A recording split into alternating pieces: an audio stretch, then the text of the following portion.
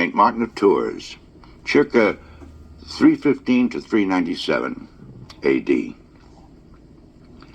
The famous gesture of Christian charity when the young officer cut off half his cloak to clothe a beggar so struck the imagination, Mr. Woodruff writes, that I suppose no action of a saint has more often provided the theme of sculpture and painting.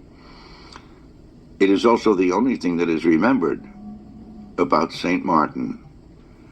And this is regrettable, for not only was St. Martin's life one of outstanding achievement and importance, but it has resulted, as we shall see, in a gross misrepresentation of the saint. Footnote 1 tells us that that quote from Mr. Woodruff was in the tablet, October 24th, 1953. Our knowledge of Martin is primarily and chiefly derived from the evidence of a contemporary, Sulpicius Severus, who was also a personal friend, and had indeed sought his friendship, probably as Boswell sought Dr. Johnson's, with the intention of recording his words and actions. Sulpicius was a nobleman of Aquitaine who practiced with success at the bar. After his wife's death, he retired from the world and would seem to have been ordained priest. It was at this time that he became Martin's friend and disciple and paid him frequent visits. He has left us a life completed while his hero was still living. Later, he wrote 3 open letters, in one of which, addressed nominally to his mother-in-law Basula, he described the saint's last days and death. Later still, he composed 2 dialogues, subsequently divided into 3.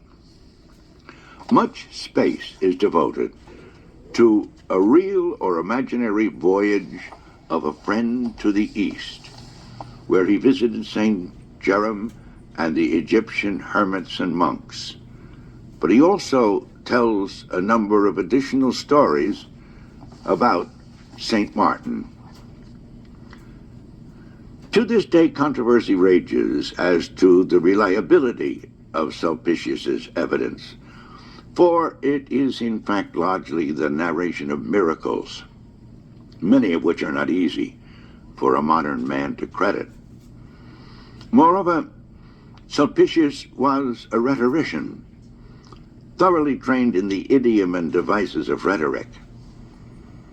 Much of his vivid detail is, we suspect, not authentic report, but rhetorical embellishment.